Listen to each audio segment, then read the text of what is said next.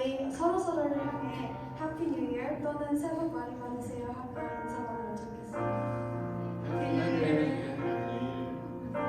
새해 복 많이 받으세요. Before we worship today, I want to share you a verse from God's words, and it's in 2 Corinthians 5:16 through 18, and it says, "So from now on, we regard no one from a worldly point of view. Though we once regarded Christ in his way, we do so no longer. Therefore, if anyone is in Christ, the new creation has come. The old has gone, the new is here. All this is from God, who reconciled us to himself through Christ and gave us the ministry of reconciliation." As we go into this new year and new beginnings, let's bring our honest and humble selves to God. Let's come and give our deepest gratitude, love, and worship to our Lord and Savior. Let's stand and worship God together.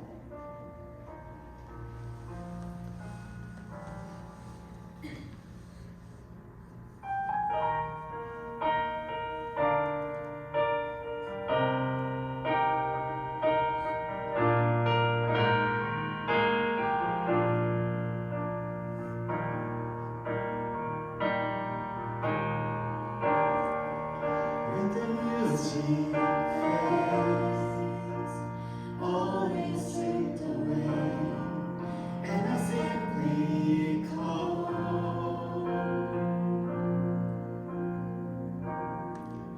longing just to breathe something that's a warmth that will bless your heart. I'll bring you more than a song, for a song in itself is not what you have required. You search much deeper within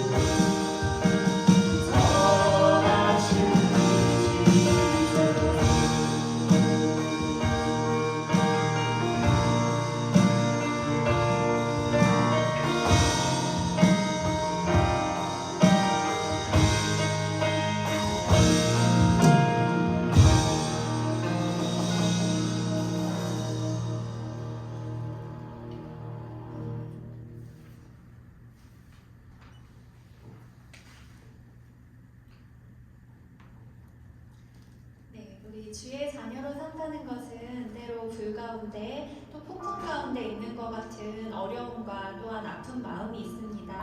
하지만 우리는 그 가운데 또 우리를 신실하게 지키시는 주님을 경험하고 잠잠히 주를 바라봐야 함을 잊지 말아야 합니다.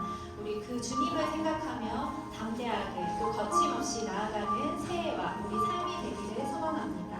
우리 주의 자녀로 산다는 것은 찬양 드리겠습니다.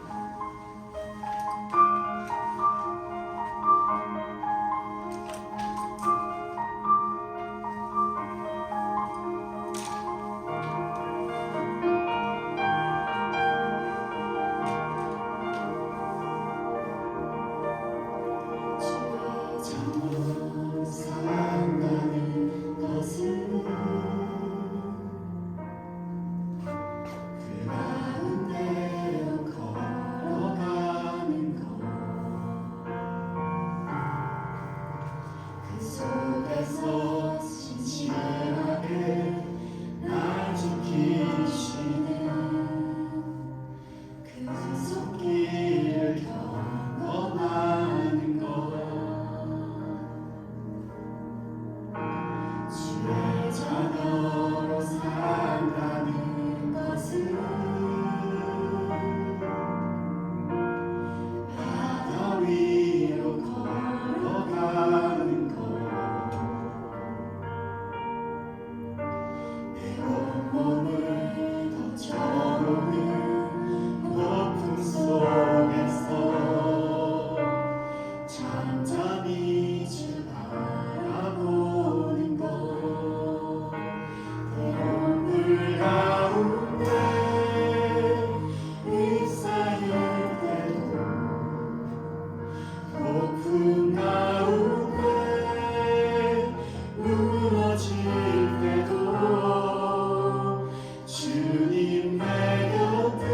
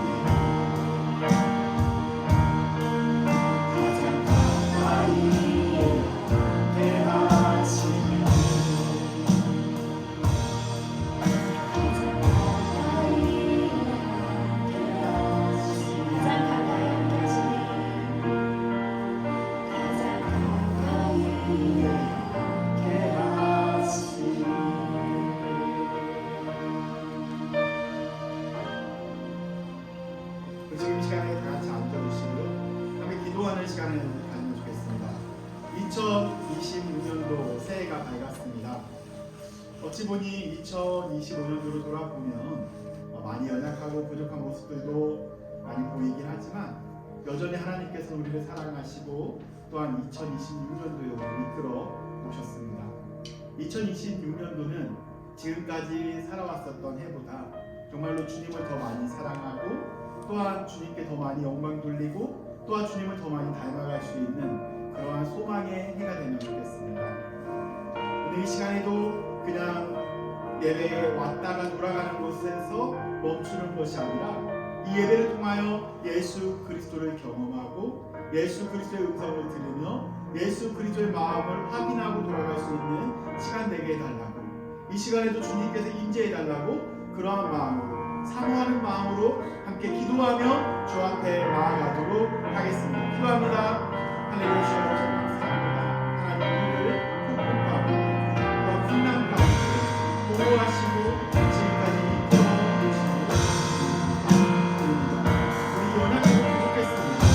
풍랑 가운데 아버지 폭풍 가운데 아버지 흔들리기도 하고 주여 원망하기도 하고 무서워하기도 하고 두려워하기도 하였습니다.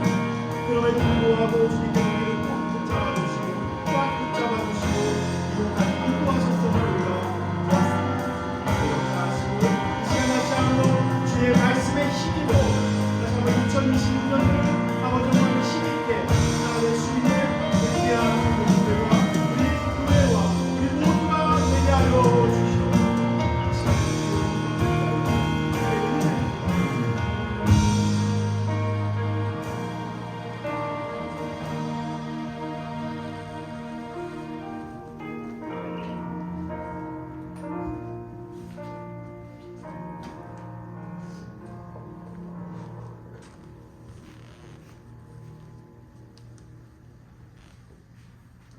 기도드리겠습니다. 사랑과 은혜가 풍성하신 하나님 아버지, 오늘 저희를 새로운 해 2026년의 첫 자리에 불러 모아주시면 감사드립니다. 지난 한 해를 돌아보면 기쁨도 있었고 눈물의 순간도 있었지만 그 모든 시간 속에서 저희 필라 뉴 라이프 미션 처치를 붙드시고 인도하신 주님을 찬양합니다. 저희의 연약함과 부족함에도 불구하고 늘 자비로 덮어주시고 다시 이것을 힘을 주신 것을 감사드립니다. 말과 행동으로 생각과 선택으로 주님 뜻에 합당하지 못했던 순간들을 고백하오니 예수 그리스도의 보혈로 씻어주시고 새롭게 하여 주시옵소서. 이제 새로운 한 해를 시작하며 주님 앞에 서 있습니다. 2026년이 저희의 계획이 아닌 주님의 뜻으로 채워지는 해가 되게 하여 주시옵소서. 앞을 알지 못해 불안해할 때에도 주님의 인도하심을 신뢰하며 한 걸음씩 순종하며 나갈 수 있도록 인도하여 주시옵소서. 저희 교회와 공동체를 위하여 기도드립니다. 각 가정마다 하나님의 평강이 머물게 하시고 아픈 자에게는 치유를, 낙심한 자에게는 새 힘을, 방향을 잃은 이에게는 분명한 길을 보여주시옵소서. 공부하는 학생들에게 성령님의 지혜가 더하게 하여 주시옵시고 우리가 말뿐이 아닌 삶으로 복음을 증거하는 공동체가 되게 하여 주시옵소서. 2026년 한 해 동안 저희의 걸음걸음이 주님을 영화롭게 하고 이웃을 살리는 도구가 되기를 소망합니다. 하루의 시작과 끝마다 주님을 기억하게 하시고 작은 일에도 감사하며 살아가게 하여 주시옵소서. 이 모든 말씀을 저희의 소망이 되신 예수 그리스도 이름으로 기도드립니다. 아멘.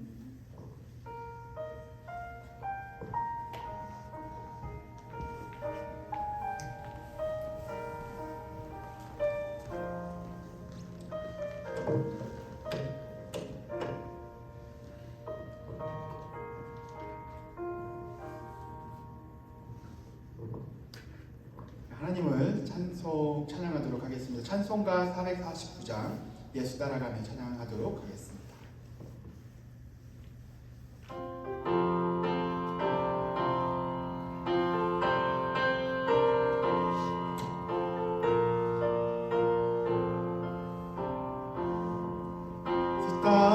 따라가며 복음 순종하며 우리 행할 길 원하겠네.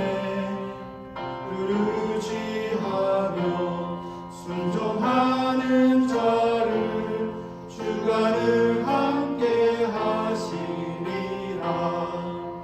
의지하고 순종하는 길을 예수 안에 즐겁고 복된 길이로다. 배를 당하거나 우리 고생할 때 주가 위로해 주시겠네. 주를 의지하며 순종하는 자를 주가 안위해 주시리라. 의지하고 순종하는 길은 예수 안에 즐겁고 복된 길이로다. 남의 짐을 지고 슬픔 위로하며 주가 상급을 주시겠네. 주를 의지하며 순종하는 자를 항상 복 내려 주시리라. 의지하고 순종하는 길은 예수 안에 즐겁고 복된 길이로다. 우리 받은 것을 주께 다 드리면 우리 기쁨이 넘치겠네. 주를 의지하며 순종하는 자를 은혜 풍성케 하시리라. 의지하고 순종하는 길은 예수 안에 즐겁고 복된 길이로다. 주를 힘입어서 말씀 잘 배우고 주를 모시고 살아가세. 주를 의지하며 순종하면 주가 사랑해 주시리라. 의지하고 순종하는 길은 예수 안에 즐겁고 복된 길이로다. 아멘. 우리 함께 보실 말씀은 고린도후서 5장 14절부터 21절까지의 말씀입니다. 고린도후서 5장 14절부터 21절까지의 말씀입니다. 우리 하나님을 경외하는 마음으로 다 같이 일어서신 채로 하나님 앞에서 우리 교독하도록 하겠습니다. 한 절은 제가 읽고요, 성도님들께서 그 다음 절을 교독해 주시면 되겠습니다. 제가 먼저 읽도록 하겠습니다. 그리스도의 사랑이 우리를 강권하시는도다. 우리가 생각하건대 한 사람이 모든 사람을 대신하여 죽었은즉 모든 사람이 죽은 것이라. 그가 모든 사람을 대신하여 죽으심은 살아있는 자들로 하여금 다시는 그들 자신을 위하여 살지 않고 오직 그들을 대신하여 죽었다가 다시 살아나신 이를 위하여 살게 하려 함이라. 그러므로 우리가 이제부터는 어떤 사람도 육신을 따라 알지 아니하노라. 비록 우리가 그리스도도 육신을 따라 알았으나 이제부터는 그같이 알지 아니하노라. 그런즉 누구든지 그리스도 안에 있으면 새로 피조물이라. 이전 것은 지나갔으니 보라 새 것이 되었다. 모든 것이 하나님께로서 났으며 그가 그리스도로 말미암아 우리를 자기와 화목하게 하시고 또 우리에게 화목하게 하는 직분을 주셨으니 곧 하나님께서 그리스도 안에 계시사 세상을 자기와 화목하게 하시며 그들의 죄를 그들에게 돌리지 아니하시고 화목하게 하시는 말씀을 우리에게 부탁하셨느니라. 그러므로 우리가 그리스도를 대신하여 사신이 되어 하나님이 우리를 통하여 너희를 권면하시는 것 같이 그리스도를 대신하여 간청하노니 너희는 하나님과 화목하라. 하나님이 죄를 알지도 못하신 이를 우리를 대신하여 죄로 삼으신 것은 우리로 하여금 그 안에서 하나님의 의가 되게 하려 하시니라. 아멘. 다 같이 앉아주시면 되겠습니다. 우리 2026년도의 표현은 따라해볼까요? 세상에 복음을 있는 교회입니다. 세상에 복음을 있는 교회가 저희 교회 2026년도 표어입니다. 그래서 저번 주에는 우리가 세상에 대한 것을 한번 정립을 했고요. 이번 주에는 뭐에 대해서 정립을 할 거냐면 복음에 대해서 정리를 한번 해볼 겁니다. 다음 주는 뭐에 대해서 정리가 될까요? 교회에 대해서 한번 정리를 하겠죠. 그래서 오늘 아침에 잠깐 밥을 먹으면서 자녀 중에 한 명에게 제가 물어봤어요. 복음에 대해서 너가 알고 있는 복음은 뭐야? 라고 물어봤습니다. 자녀 중에 한 명이 이런 대답을 합니다. 새우볶음, 계란볶음, 여러 가지 복음이 있다고 얘기하는데 자녀 중에 한 명인지 4명 중에 한 명이니까 누가 있을까요? 굉장히 재밌는 오늘 오전이었습니다. 복음, 복음은 바로 뭐냐면 사람마다 복음에 대해서 오해하는 부분이 있습니다. 그래서 세상에 복음을 읽기 위해서는 그 복음을 우리가 제대로 다시 한번 성경적으로 정립을 해야 합니다. 그래서 오늘 복음을 정리하기 이전에 세상에 대해서 우리가 저번 주에 봤었던 거 아주 짧게 한번 요약을 해볼까 합니다. 저번 주에 제가 처음에 소개했었던 내용 중에 뭐가 있었냐면요. 그 그리스도와 문화라는 책이 있습니다. Christ and 그 다음에 Culture라는 리차드 니버가 쓴 책인데 1951년도에 쓰여진 책입니다. 리차드 니버는 예일대학교 교수였었고요. 신학과 교수였었는데요. 이게 그리스도와 문화를 잘 정리한 책입니다. 이게 너무 잘 정리가 되어져서 지금까지도 너무나 잘 읽혀지고 소개가 된 책이죠. 그래서 기독교와 세상, 그리스도와 문화를 어떻게 우리가 이해하면 좋을지를 5가지 유형으로 나눴습니다. 첫 번째 유형이 무엇이었냐면요. 그 그리스도와 문화를 대립하는 구도로 첫 번째 유형을 나눠보았습니다. 그리스도는 선하신 분, 그리고 문화는 악한 것이라고 이렇게 주장하는 그런 카테고리가 있는데요. 그래서 그리스도는 문화를 대항합니다. 그래서 함께 될 수가 없어요. 그리스도는 선하신 분, 그리고 세상은 악한 것, 문화는 악한 것. 그래서 중세시대 때는 이러한 영향을 받아서 기독교인들이 세상 안으로 들어가지 않고 더 거룩해지기 위하여 어디로 올라갔죠? 중세시대에는 산으로 올라갑니다. 더 많이 하나님께 기도하고 더 많이 거룩해지기 위하여 간 곳이 바로 산이라는 거죠. 그래서 세상은 악하고 문화는 악하다.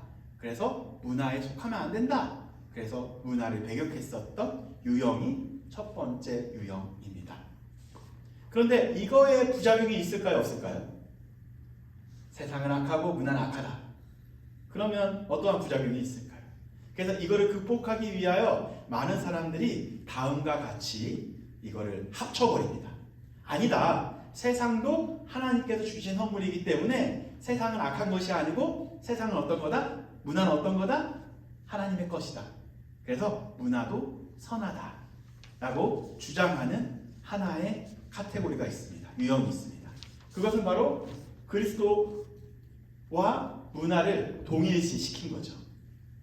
다시 말해 문화 속에 들어가서도 우리가 그리스도를 발견해야 되는데, 그런데 이게 너무 이 문화를 좋게 보다 보니까 나도 모르게 그리스도와 문화를 섞어버리니까 너무 혼합되어져서 성과 악이 구분되지 못할 정도로 너무 그 가운데에서 이렇게 힘들어지게 됩니다. 그래서 그 문화의 그리스도로 문화의 그리스도, 그러니까 문화 안에서의 그리스도인데 오히려 세상 속에서 세속화된 그러한 것들이 굉장히 많이 유행이 됐었던 거죠. 이러다 보니까 너무 자유주의 그리고 인본주의에 빠져서 이렇게 교회와 문화가 구별되지 않는 그러한 악 영향도 있었습니다. 세 번째 유형은 바로 뭐냐면 이러한 것을 조금 더 극복하기 위하여 첫 번째는 그리스도와 문화를 이렇게 병렬로 구분했다면 이제는 이걸 수평이 아니라 수직으로 구분합니다. 그래서 세상이라는 것 위에 그리스도가 있어야 된다. 세상은 악하기 때문에 그 세상을 통치해야 된다. 누가? 그리스도가. 그런데 이 부분도 어떠한 한계가 있지 않을까요? 이렇게 하려고 하다 보니까 종교가 세상을 지배하려는 그러한 시도가 있었던 거예요. 세상은 악하기 때문에 그리스도의 영향력으로 이 세상을 정복해야 된다라는 그러한 모브먼트도 있었던 거죠. 그래서 이러한 문화의 잘못된 또한 그 해석들이 많이 있어서 십자군 전쟁으로도 연결되기도 하고요. 수많은 잘못된 부분으로 흘러가기도 했습니다. 네 번째 유형은 바로 뭐냐면요. 그리스도와 문화 가운데 어떠한 파라독스가 있다, 역설이 있다, 긴장이 있다라는 거예요. 그래서 세상은 세상, 문화는 문화, 세상은 세상, 그리고 그리스도는 그리스도, 문화는 문화, 그리스도인은 그리스도.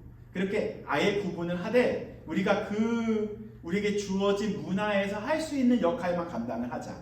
그래서 여기는 교집합이 있죠. 그리스도와 문화 가운데 있는 그 교집합 안에서만 우리가 그리스도인의 역할을 하면 된다라는 그러한 모브먼트가 있었습니다. 그럴싸한데 이 안에서도 한계점은 바로 뭐냐면 그 세상이라는 거대한 그러한 영역 안에서 우리 그리스도인이 할 수 있는 역할들이 너무 적은 거예요. 그래서 어떠한 무브먼트로 바꿨냐면 우리가 더욱더 깊이 세상 속으로 들어가자. 우리가 산에 있지 말고 기독교인들이 더 깊이 어디로 들어가자고요? 세상 안으로 들어가자. 이게 그래서 구체화된 것이 다섯 번째 유형으로 된 거예요. 그래서 많은 기독교인들이 이 다섯 번째 유형을 제일 좋아합니다. 다섯 번째 유형은 뭘까요? 따라해볼까요? Christ, the transformer of culture. 그러니까 문화에 들어가서 그리스도인이 변혁을 해야 된다. 그래서 변혁하는 그리스도인. 세상 속 깊이 들어가서 중간 센터로 들어가서 우리가 기독교인 역할을 하다 보면 세상은 변할 것이다 라는 기대감을 가지고 기독교인들이 도시 안으로, 문화 안으로, 그리고 더 세상 가운데로 더 깊이 들어갔습니다. 이게 다섯 가지 유형을 정리한 사람이 누구라고요? 리차드 리버라는 사람인 거예요. 너무 훌륭하지 않아요? 이 다섯 가지 유형을 1952년도에 정립을 했다라는 거죠. 저는 굉장히 충격적인 거예요. 그러나 이 이후로 많은 신학자들이 이거를 조금 더 구체화하고 그리스도인으로서 문화 안에서 더욱더 좋은 역할을 하려고 그 리버 이후에도 팀 켈러 목사님이라든지 아니면은 여러 학자들, 헌터라는 학자들이라든지 그런 학자들이 세상 속에서 그리스도인이 어떻게 살아가면 좋을지, 문화 가운데서 그리스도인이 어떠한 역할을 하면 좋을지에 대해서 더 많은 정립도 하고 더 많이 실천도 하고 적용도 했지만 여전히 문화 가운데서 그리스도인이, 세상 가운데서 그리스도인이 어떻게 살아가야 하는지에 대해서는 정답이 나오진 않았습니다.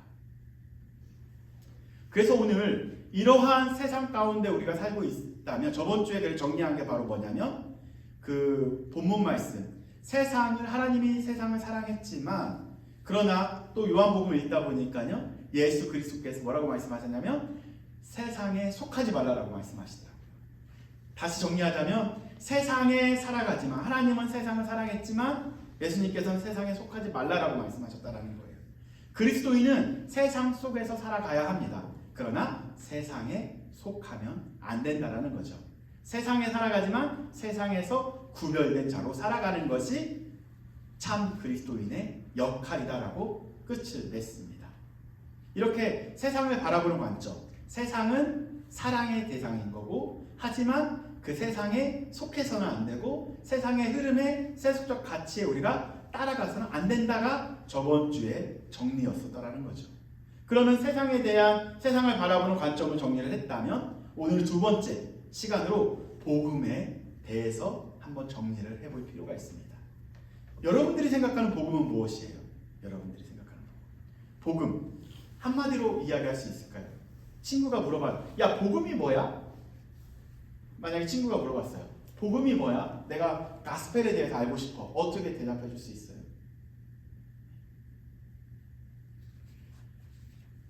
아들, 복음이 뭐예요? 하나님의 말씀. 하나님의 말씀. 아까랑 다르게 대답을 해요. 복음이라는 것은 유앙겔리온이에요. 유앙겔리온을 원래 이 복음이라는 단어는 기독교인이 쓰지 않았었어요. 어디에서 썼냐면 로마의 군사적 용어였었어요. 1세기 때 로마가 어떠한 그 영향력이 있었죠? 전 세계를 다 어떻게 했어요? 정복했었죠. 팍스 로마나 시대에 살아가고 있었어요. 그 시대에 로마가 예를 들어서 이 땅을 정복하게 되면 큰 소리가 울립니다. 나팔이 불러줘요. 그 나팔이 불리면서 어떤 소리가 날까요? 우리가 또 승리했다. 로마가 이 땅을 정복했다. 그게 바로 유앙겔리아예요. 로마 사람들이 전쟁에서 승리했었을 때 울려 퍼졌었던 것을 복음이라고 표현했었던 거예요. 로마는 힘으로 세상을 정복했습니다. 그러나 세상의 정복은 힘으로 정복하는 거지만 그리스도의 정복은 다른 거예요. 바로 사랑으로 이 세상을 정복한 것이 바른 복음이라는 거죠. 세상은 유앙겔리아라고 이야기하지만 우리는 그거를 유앙겔리온이라고 표현을 합니다. 아멘. 그래서 예수 그리스도께서 이 땅을 사랑으로 정복하신 사건, 그것이 바로 복음이라는 거죠. 이제 조금 복음에 대해서 단어적으로는 정립이 되어졌는지요. 그러나 이 복음을 어떠한 사람들이 띵스, 뭐뭐의 것으로 이해할 때가 있습니다. 그러나 성경을 자세히 살펴보다 보면 이거는 things라고 보기보다는 약간 퍼스널리티에 조금 더 가깝습니다. 약간 인격에 조금 더 가까운 거죠. 존재론적으로 해석할 필요가 있습니다. 그래서 성경에서 말하는 복음이라는 것은 what이 아니라 who로 접근해야 합니다. 복음이라는 건 하나의 개념이나 교리로서 정립하는 것이 아니라 하나의 아이덴티티, 하나의 퍼스널리티로 접근해야 된다는 거죠. 바로 신약 성경에서 이 그 복음은 항상 예수 그리스도와 연결을 시킵니다. 다시 말해 복음이라는 것은요, 예수 그리스도께서 오신 것이 복음이에요. 그리고 예수 그리스도께서 사역하신 것, 살아내신 것 자체가 뭐라고요? 복음입니다. 그리고 예수 그리스도께서 십자가에서 죽으신 것이 복음이에요. 그리고 예수 그리스도께서 십자가에 죽으셨지만 다시 부활하신 것이 뭐라고요? 복음이죠. 그리고 또 여전히 예수 그리스도께서 이 땅을 다스리고 있는 것 자체가 복음입니다. 그래서 이 복음이라는 것은 이젠 이러한 내용들을 너희들이 믿어라가 선포되어야 되는 것이 아니고요. 바로 이 복음이 선포되었을 때 사람들이 예수 그리스도를 보게 하는 것이 복음의 선포의 목적이라는 거죠. 아멘. 복음이 선포되어진다는 것은 그 복음이 선포되어지는 그곳에 그리스도를 보게 하는 것이 복음인 거예요. 세상 사람들은 복음은 말로만 전하려고 합니다. 사복음. 그래서 복음은 말로만 전하다 보니까 수많은 사람들이 복음을 안 들어본 사람이 없을 정도로 귀에 피가 나도록 복음에 대해서 너무 많이 들었어요. 그래서 너 복음에 대해서 들어봤니? 라고 물어봤었을 때 모든 사람이 들어봤는데 나 관심 없어가 이 시대에 살아가고 있는 비기독교인들이 이야기하는 그러한 주장입니다. 그렇다면 그러한 세상 가운데 여러분들은 어떻게 복음을 그들에게 들려줄 수 있겠습니까? 어떻게 그들에게 복음을 보여줄 수 있겠습니까? 우리 교회가 어떻게 복음을 드러내고 보여주고 세상 가운데 복음을 연결시킬 수 있을까요? 복음이라는 것은요, 우리가 전해야 할 인포메이션이 아니라는 거죠. 바로 복음이라는 것은 첫 번째 우리가 보여주기 전에 우리가 닮아가야 된 일격입니다. 우리가 먼저 복음을 보아야만이, 복음을 닮아가야만이 복음을 보여줄 수 있는 거죠. 그러나 나는 복음과 상관없는 삶을 살다가 그냥 비기독교인에게 기독교인이기 때문에 복음을 들려주려고 우리가 지금까지 그렇게 살아오지 않았나? 라는 한번 질문을 해볼 필요는 있습니다. 그래서 오늘 여러분들에게 도전하고 싶은 것은 2026년도는 여러분들은 복음을 전하는 사람이 되는 것이 아니라 여러분들은 복음이 되면 좋겠습니다. 따라해볼까요? 2026년도는 복음이 되자. 나는 누구다? 내가 복음이다. 그거 좀 위험한데요? 내가 복음이다. 네, 내가 복음이다. 어떤 부분인지 조금만 더 깊이 들어가면 이해할 수 있습니다. 복음을 전하는 자가 아니라 복음이 되는 우리 모두가 되기를 소망합니다. 그래서 복음을 이러한 존재로 이해한다면 오늘 본문이 우리를 어떠한 존재인지에 대해서 매우 구체적으로 설명하는데요. 오늘 본문에서 세 가지 존재론적으로 우리에게 소개하고 있습니다. 어떻게 부르고 있냐면 첫 번째는 따라해볼까요? 새로운 피조물로 우리를 부르고 있습니다. 뭐라고요? 새로운 피조물이다. 우리는 누구라고요? 새로운 피조물. 두 번째 따라해볼까요? 화목해하는 직분자. 첫 번째는 피조물, 두 번째는 직분자입니다. 그리고 세 번째는 따라해볼까요? 사신. 예, 이거는 좀 더 쉬운 표현으로 대사라는 표현도 많이 쓰더라고요. 사신, 대사 그렇게 많이 표현하기도 합니다. 17절 말씀에 이렇게 나와 있습니다. 17절 말씀 찾아서 읽어보도록 하겠습니다. 시작. 그런즉 누구든지 그리스도 안에 있으면 새로운 피조물이라. 이전 것은 지나갔으니 보라 새 것이 되었도다. 이게 새해 때 가장 많이 읽히는 성경 구절이죠. 뭐래요? 우리는 어떠한 존재라고 이야기하고 있죠? 새로운 피조물이다 라고 이야기하고 있습니다. 여기서 나오는 새로운 피조물이라는 것은 하나님께서 창조하셨을 때 무엇을 창조하셨죠? 첫 번째 날에 하나님은 무엇을 창조하셨죠? 맞아요. 빛. 두 번째 날은? 네, 맞아요. 하나님께서 크리에이티드 하신 거죠. 아무것도 없었던 거에서 어떠한 것을 창조하신 거예요. 그거를 뭐라고 하죠? 피조물이라고 하는 거잖아요. 그죠? 그 피조물이 새롭게 창조된 거예요. 우리가 존재가 어떻게 된 거냐면 그냥 새롭게 업그레이드 된 게 아닌 거예요. 여러분들 존재가 이 표현은 바로 뭐냐면 이전 것은 끝났고 새로운 하나님의 창조물이 됐다라는 거예요. 옆 사람이 뭐라고요? 이전 것은 지나갔으니 너는 누구에 의해서 새롭게 창조된 사람인 거예요?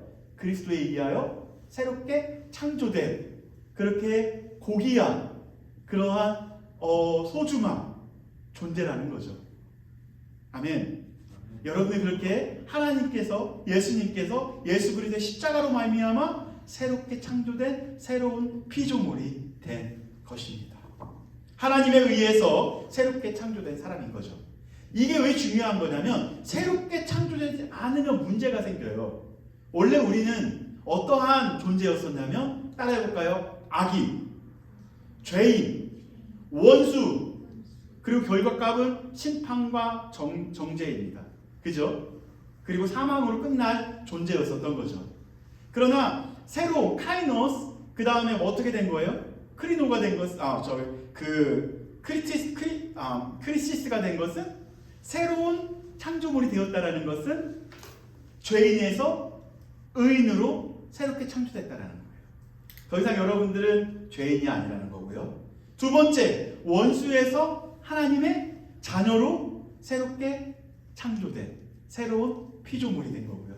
세 번째, 심판과 정죄가 아닌 바로 사망이 아닌 생명과 구원으로서 새로운 피조물이 되어 버린, 이것이 바로 존재 자체가 바뀌어버린 사건이 새로운 피조물이다라는 거죠. 아멘. 두 번째 보도록 하겠습니다. 18절이 나오는데요. 18절을 보게 되면 이렇게 나와 있습니다. 다 같이 읽어보도록 하겠습니다. 모든 것이, 시작, 모든 것이 하나님께로 났으며 그가 그리스도로 말미암아 우리를 자기와 화목하게 하시고 또 우리에게 화목하게 하는 직분을 주셨다라고 이야기하고 있습니다. 뭐래요? 우리를 자기와, 누구와? 하나님과 화목하게 어떻게 하신 거예요? 하셨다. 연결시켜 준 거죠. 누가? 예수 그리스도께서 우리 원수된 우리를 하나님과 화목해 할 수 있는 연결점을 주신 거예요. 원래 우리는 원수였었는데 화목제물로 예수 그리스도께서 죽으심으로써 우리가 어떻게 된 거예요? 하나님의 자녀가 된 거죠. 하나님의 자녀가 됐는데 이제 거기서 끝난 것이 아니라 예수 그리스도가 했었던 그 역할을 우리에게 부여하신 거예요. 그거를 뭐라고 표현하냐면 화목해 하는 직분이라는 표현을 씁니다. 이 직분은 사명, 사역으로 해석할 수 있어요. 우리가 이 땅에 온 이유는 화목해 하는 사역을 하려고 이 땅에 보냄을 받은 거예요. 아멘. 그러한 직분이 우리에게 주어진 거죠. 새로운 피조물로서 우리에게 첫 번째 미션이 뭐냐면 화목해 하는 미션을 부여받은 거예요. 그러한 직분을 받은 거죠. 그래서 두 번째 보니까요, 어떻게 나왔어요? 화목해 하시고 또 누구에게? 우리에게. 또 누구에게? 우리에게. 어떻게 했대요? 화목해 하는 직분을 주셨다. 아멘. 여러분들이 어떠한 존재인지 이제 정리가 됐나요? 첫 번째는 어떠한 존재라고요? 나는 새로운 피조물이다. 두 번째는 화목해 하는 직분을 받은 사람이다. 그게 여러분들의 존재라는 거예요. 되게 존귀하죠? 옆에 있는 존재가 얼마나 존귀한 존재인지 한번 바라봐 주십시오. 아, 당신은 새로운 피조물입니다. 당신은 화목해 하는 직분을 받은 고귀한 사람입니다. 마지막으로 볼까요? 마지막은 바로 사신이라는 표현을 씁니다. 사신, 대사라는 표현도 쓰는데요. 20절 말씀을 한번 읽어보도록 하겠습니다. 시작! 그러므로 우리가 그리스도를 대신하여 사신이 되어 하나님이 우리를 통하여 너희를 권면하신 것 같이 그리스도를 대신하여 간청하노니 너희는 하나님과 화목하라. 아멘. 여러분들은 누가 된 거예요? 사신이 된 거예요. 사신은 뭐냐면 예수님의 어떻게 할까요? 대신하는, 대신 살아내는, 대신 사역하는, 대신 살아내는 대사와 같은 그런 역할을 부여받은 거죠. 그러니까 나는 그냥 무의미하게 이 땅에 온 것이 아니고 하나님께서 우리에게 주신 것은 너는 네 마음대로 살아가야 된다가 아니라 새로운 피조물이 되었다면, 하나님의 자녀가 되었다면 화목해 하는 직분을 받았는데 거기서 멈추는 것이 아니라 하나님을 대신해서, 예수님을 대신해서 살아내는 그런 역할을 부여받았다는 거죠. 예수님도 30년 동안 공생애를 하기 전에 자기의 일터, 맡겨준 그 일터에서 열심히 살아냈습니다. 어쩌면 여러분들의 학교가, 여러분들이 가야 되는 회사가, 여러분들이 감당해야 되는 가정이 어쩌면 하나님께서 예수님처럼 그렇게 살아낼 수 있는 그러한 그 미션 플레이스, 미니스트리를 해야 되는 그러한 공간으로 여러분들을 보냈다는 거죠.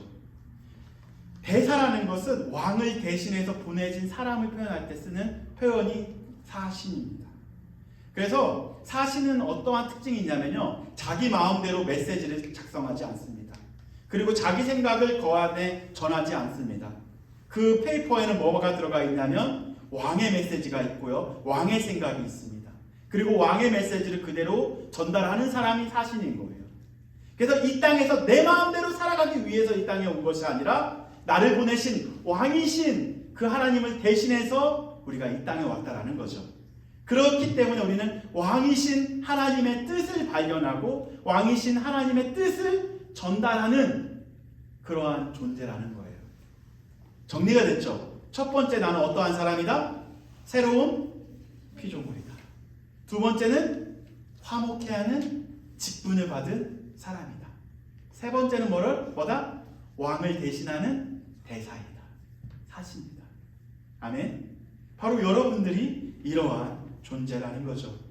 정리하면 세상에 바로 그거를 잘 보게 되면 새로운 피조물, 화목해 하는 직분자, 사신, 표현은 다르지만 이 단어가 말하는 핵심은 하나예요. 어떤 걸까요?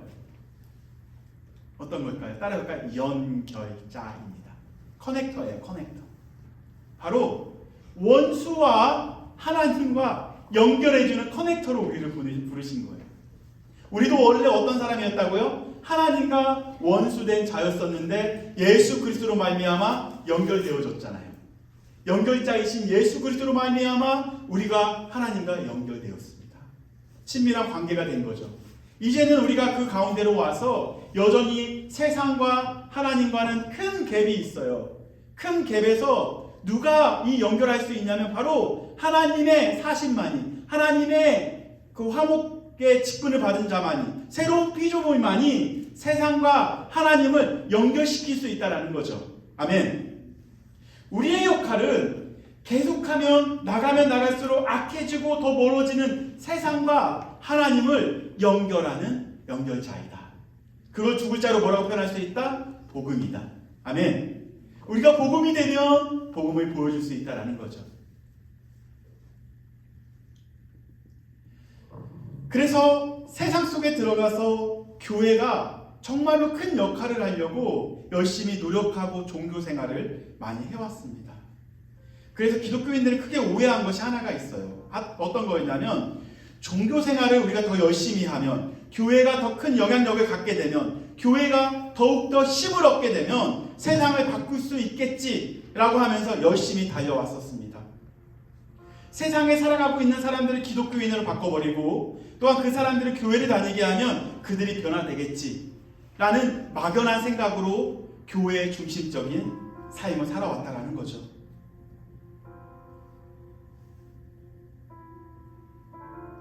그래서 교회들은 세상 가운데로 들어갔습니다. 세상의 중심이 되자, 세상 속으로 들어가서 우리가 바꿔보자, 그렇게 열심히 해서 들어가 봤습니다. 그런데 참 아이러니한 것은 세상 속에 교회가 들어가고 더 큰 힘을 얻고 영향력을 끼칠 때마다 희한하게 세상과 교회는 더 갭이 생긴다라는 것을 보게 됩니다. 선교적 교회라는 이름으로 수많은 선교가 전략적으로 바뀌었습니다. 첫 번째는 해안 선교를 중심으로 선교가 이루어졌고, 두 번째는 이 세대는 대륙 선교 중심, 세 번째는 미전도 종족 중심, 네 번째는 도시 선교 중심으로 해서 정말로 어떻게든지 복음을 전하려고 교회가 전략적으로 그 가운데로 갔죠. 여전히 믿지 않는 그들 가운데로 찾아 들어갔습니다.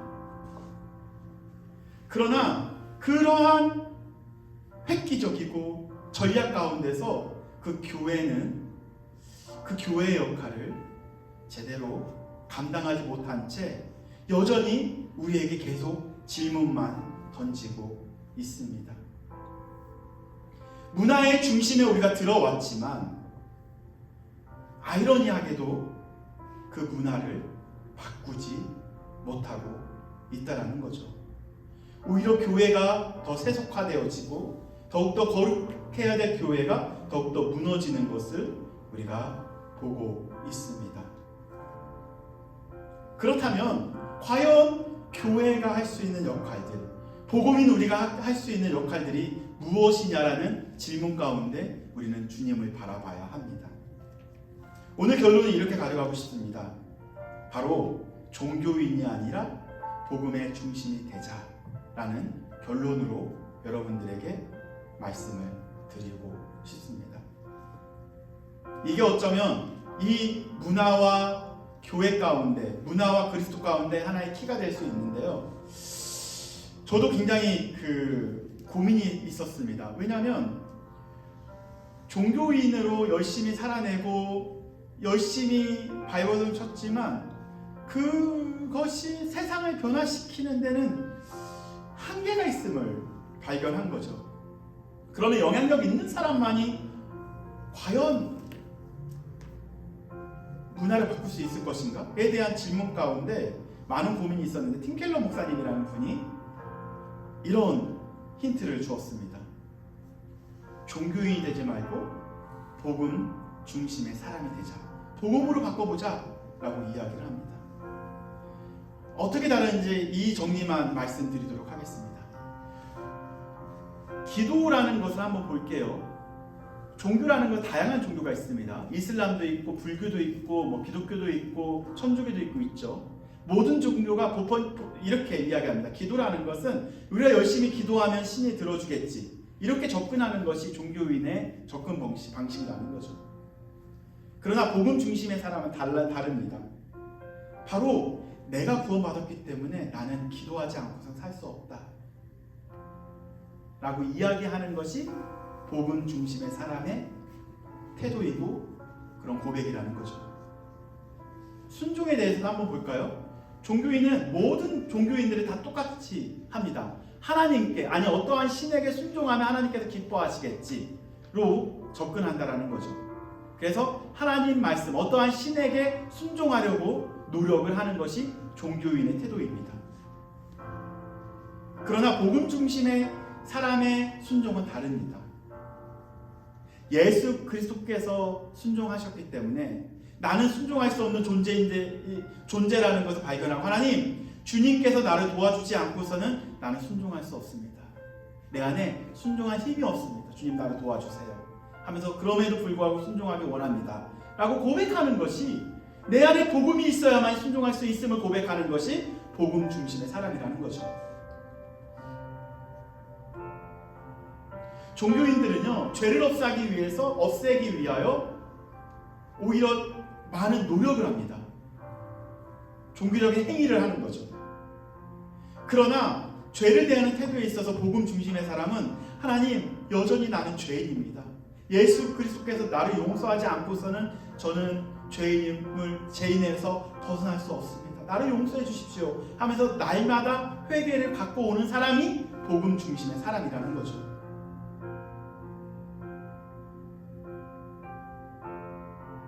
종교인은 신앙에 대해서 동기도 다음과 같이 이야기합니다. 나 정도면 신앙으로서 괜찮은 사람이야 라고 이야기하지만 복음 중심의 사람은 이렇게 고백합니다. 나는 오늘도 복음이 필요합니다. 나는 매일 복음이 필요합니다. 바로 나라는 중심에서 그리스도의 중심으로 바꾸는 것이 복음 중심의 사람의 태도고 행동이라는 거죠. 세상에 복음을 잇는다는 것은 사람들을 종교인으로 만드는 것이 아니라는 거죠. 생각보다 단순합니다. 내가 복음이 되고 복음된 존재로서 세상 가운데 살아내는 것, 그것이 바로 세상에 복음을 잇는 유일한 방법이라는 거죠.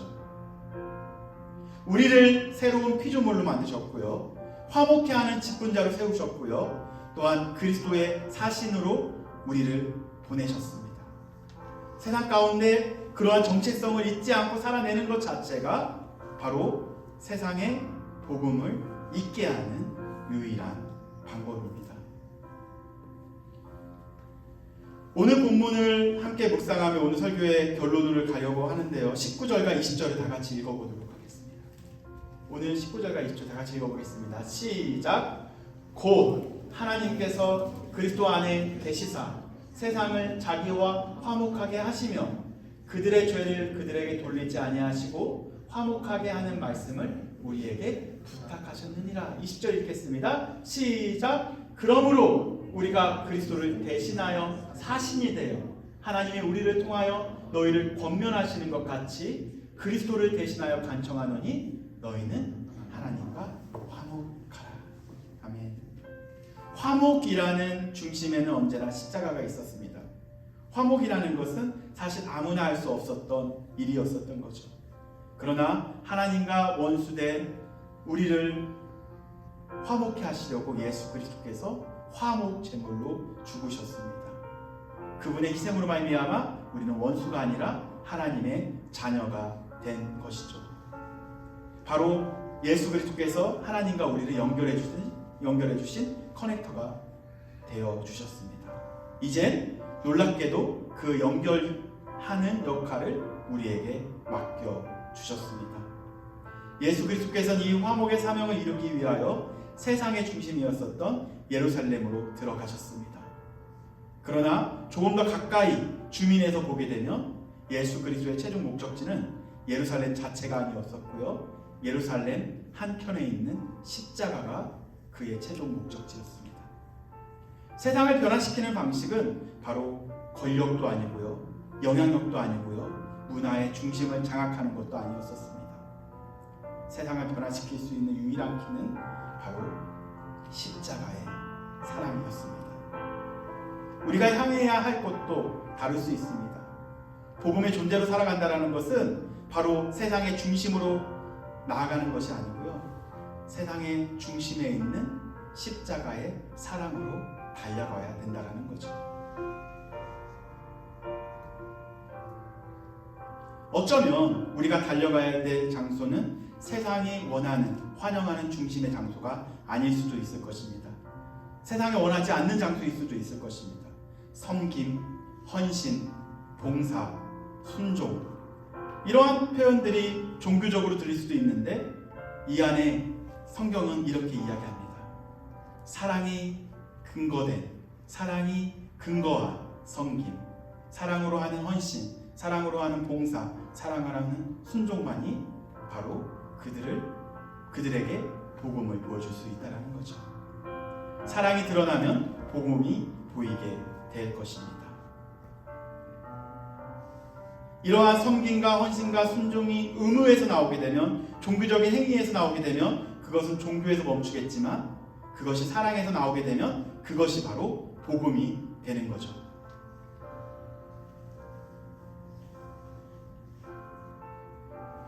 오늘 이 시간 우리 잠깐 기도하며 주 앞에 나아가면 좋겠습니다. 하나님께서 택하신 방식은 바로 십자가의 사랑의 방식이었습니다. 세상을 변화시켰었던 그 유일한 방식은 예수 그리스도께서 십자가를 향해 달려갔었을 때 그 사랑으로 정말 세상을 정복했었던 것처럼, 이 시대를 살아가고 있는 우리가 세상 속에 들어가는 것에서 멈추면은 세상은 바뀌지 않을 겁니다. 세상 가운데에 있는 십자가로 올라가야 합니다. 그래야만이 세상은 바뀔 수 있습니다. 십자가의 사랑만이 세상을 바꿀 수 있다는 거죠. 세상을 바꾸기 위한 우리의 어떠한 노력 정말 훌륭하고 중요합니다. 그러나 십자가 없는 그러한 헌신, 십자가 없는 순종, 십자가 없는 열정은 어쩌면 답을 얻지 못할 것입니다. 오늘도 그 십자가로 달려가는 우리가 되게 해달라고 기도하며 주 앞에 나아가도록 하겠습니다. 기도하겠습니다.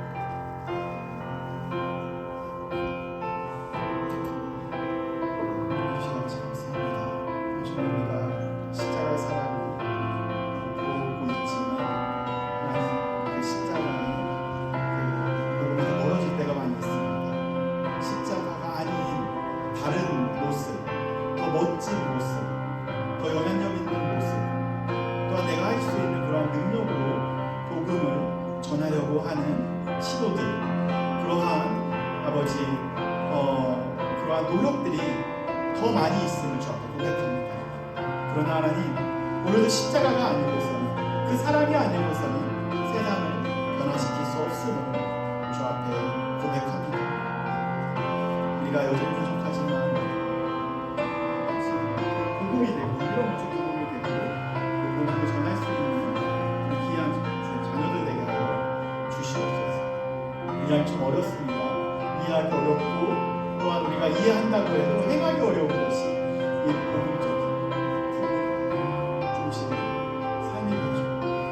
그럼에도 불구하고 우리가 다시 한번 그 십자가 부여잡고 복음의 사랑 되어지고 복음을 보여줄 수 있는, 세상에 복음을 연결해 줄 수 있는 그러한 존재가 되고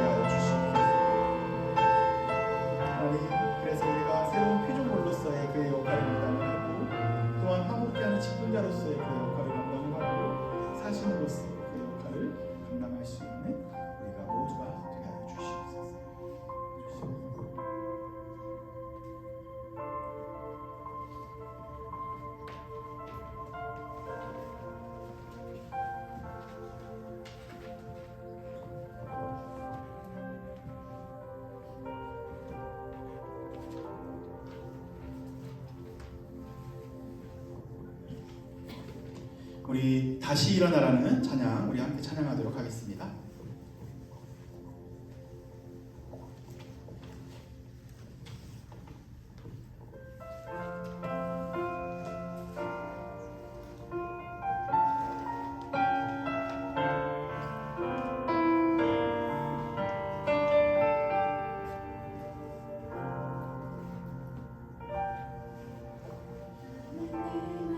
마음의 복음이 흥했던 곳에서 다시 아버지를 만나고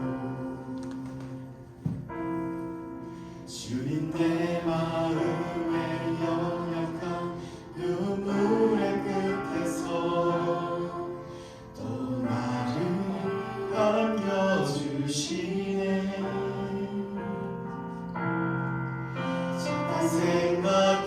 생각했던 그의 물으심 다시 나를 회복해 하시네. 다시 일어나 주를 예배하니 내 모든 기쁨이 되리.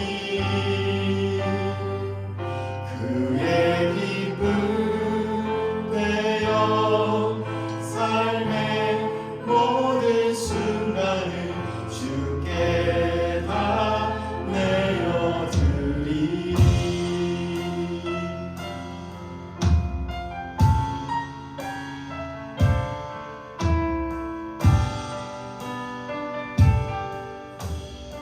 나는 내 마음의 복음이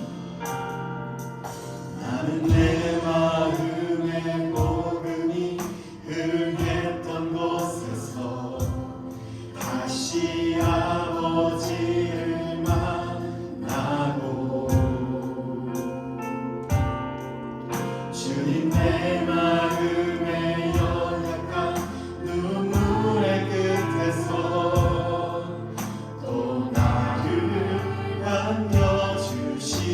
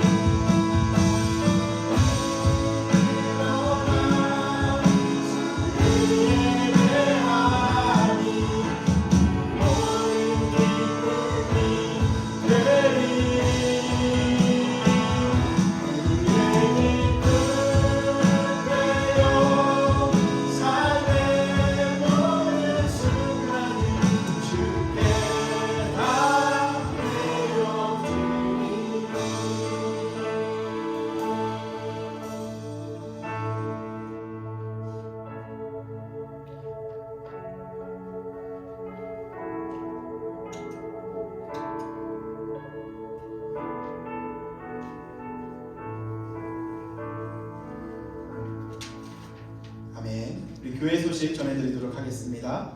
2026년 교회 표어는 다 외우셨죠? Connecting the Gospel to the World. 세상에 복음을 잇는 교회에 많은 것이 표입니다. 유펜바이블 카페가 이제 방학이지만 이제 개학을 하게 되면 계속 진행할 예정입니다. 위에서 기도해 주시고요. 개강 일정은 광고를 통해 안내해 드리도록 하겠습니다. 2026년도가 되었습니다. 그래서 매일 하나님의 말씀을 묵상하고 기도에 힘쓰는 우리 모두가 되기를 소망해 봅니다. 라이드 관련 정보는 아래와 같은데요. 다음 주부터는 아래 관련대로 다시 유펜 쪽으로 라이드를 진행하도록 하겠습니다. 끝나고 식사 같이 나누시고 가시면 되겠습니다. 이번 주부터 찬양이 바뀌었어요. 그 야곱의 축복이라는 찬양을 한두 달 정도 더 해볼까 합니다. 마지막 찬양 야곱의 축복을 서로 이렇게 축복하면서 축복 찬양하고 그 다음에 축도로 모든 예배를 마치도록 하겠습니다.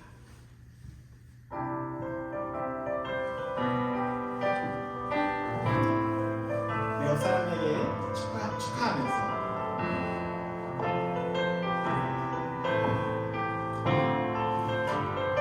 너는 당장 넘어올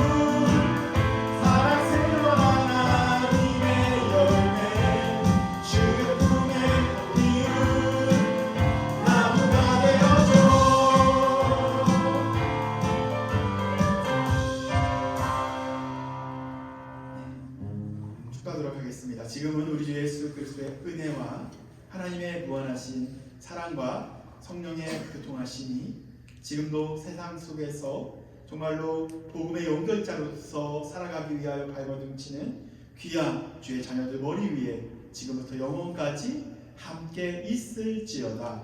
아멘.